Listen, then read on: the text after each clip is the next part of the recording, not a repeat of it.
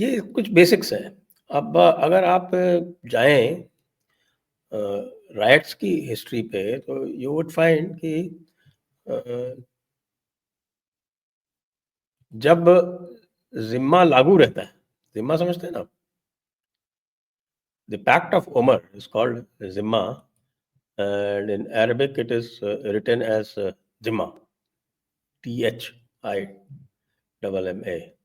कई लोग उसको दिम्मा बोलते हैं, उसका प्रोनाउंसिएशन बेसिकली उर्दू में जिम्मा है, क्योंकि जो लेटर लिखा जाता है आपका जवाद वाला जो लेटर होता है, सवाद जवाद, अगर आपने उर्दू पढ़ी हो तो जवाद का जो प्रोनाउंसिएशन उर्दू में है वो ज़ा होता है, तो जिम्मा बोलते हैं हम लोग, और अरबिक में वो धा करके प्रोनाउंस किया जाता है, तो उसको वो दिम्मा हो जाता है। जैसे रमजान बोलते हैं, वो रमजान यहाँ पे, रमजान, हाँ वही। स्पेलिंग इज सेम, लेकिन प्रोनाउंसिएशन अरबिक में रमजान हो जाता है, यहाँ रमजान हो जाता है। जैसे आबू जाबी, उर्दू में it is pronounced as Abu Dhabi, but otherwise everybody says it is Abu Dhabi. Dhabi. The script is the same, the letter is the same, ज़्वाद से ही वो आता है, लेकिन उसका प्रोनाउंसिएशन वहाँ जाके अबू धाबी हो जाता है और यहाँ अबू ज़ाबी होता है। लेकिन चूंकि हिंदुओं ने उर्दू पढ़ना लिखना बिल्कुल छोड़ दिया है, बिल्कुल ही छोड़ दिया, which I think is bad.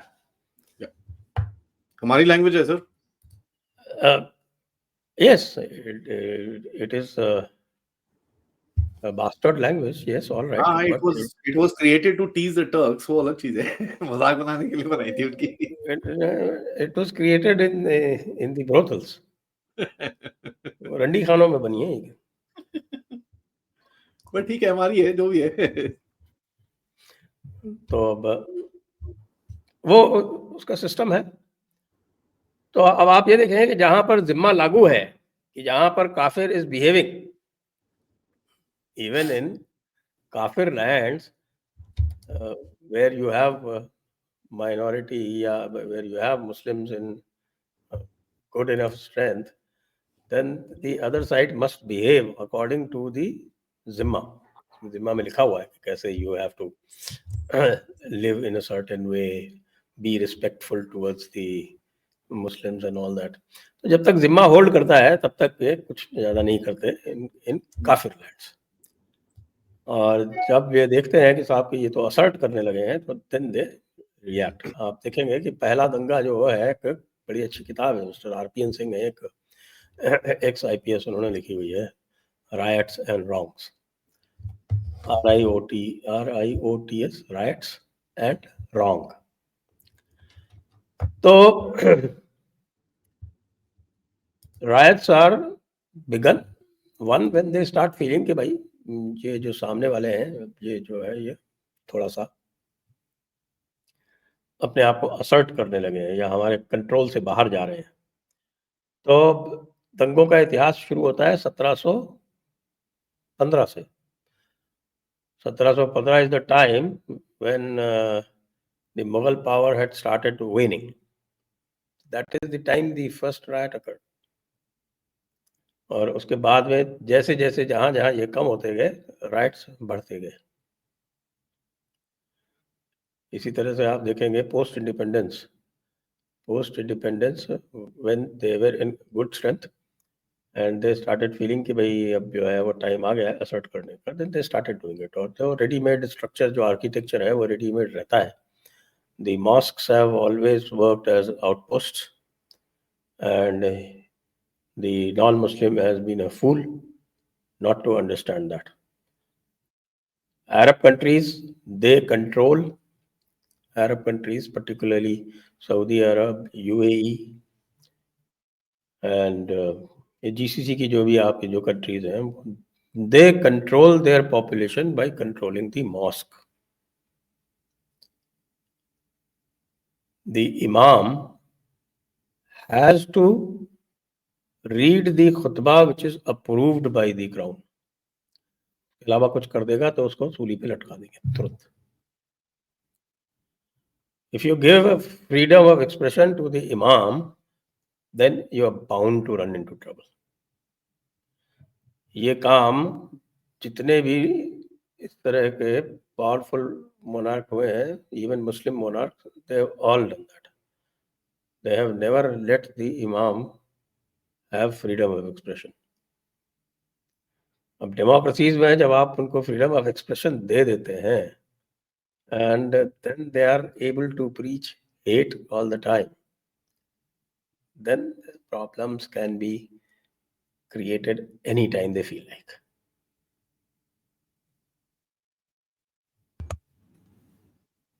Understood. ये तो पूरा तो ये इकोसिस्टम जो की है, बात कर रहे हो आप। तो ये आपका we call it architecture, psychology, your action plans, ये इस तरह से बनते हैं। और क्यों बनते हैं वो मैंने आपको बता दिया। फिर देन जो भी और चीज होती है ना, nothing spontaneous, no riot is ever spontaneous, is always a plan. मैं तो खुद हैंडल किया है ना भाई,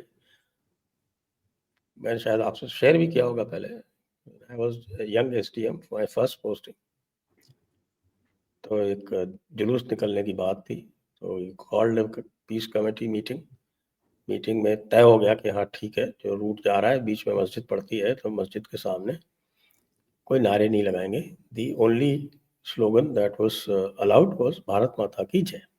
दैट इज ओके। तो जो एल्डरली लोग थे उन्होंने ये बातचीत कर ली, लेकिन उधर प्लान पहले से तैयार था कि if the procession comes in front of the mosque there will be an attack. और अटैक हुआ।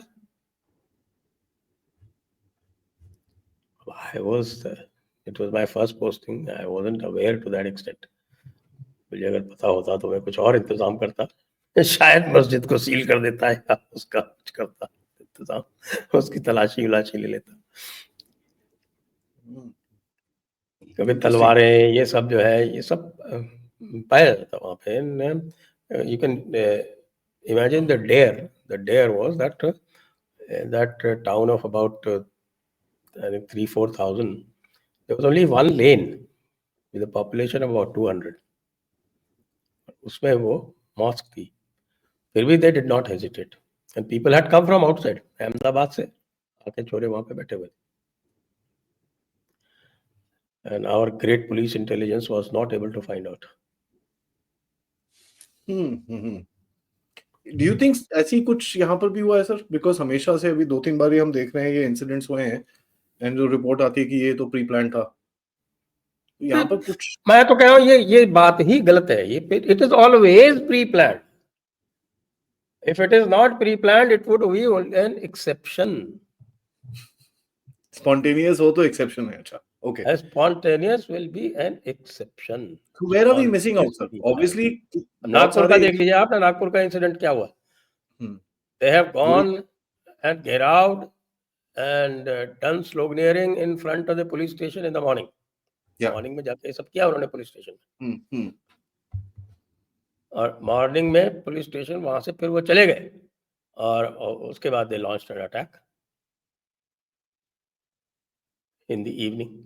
तो आपके हिसाब से मिस कहाँ हुआ है सर? और जो बंदा था जो अच्छा, हमारे यहाँ तो ये भी नहीं लोगों को पता चलता ना ये कौन से हैं, कि ये बरेलवी है कि ये देवबंदी है या क्या है। तो आप इसको एनालाइज करेंगे तो आप पाएंगे सबसे ज्यादा आसान प्रोवोक करना बरेलवियों का है, और majority of the riots, majority क्या मैं कहूँगा 90% of the riots that have taken place are done by these Barelvis so called, which is supposed to be, they are supposed to be all Sufis. ये जो हमारे जिनको सूफी peaceful बोलते हैं, वो जितने भी सबसे बड़े बड़े दंगे हुए हैं सब सूफियों के हिसाब से, चाहे वो आपका मलप्पुरम हो, चाहे आपका नोआखाली हो, चाहे आपके पाकिस्तान में जो पार्टीशन के दंगे हुए हों वो हो, या आपके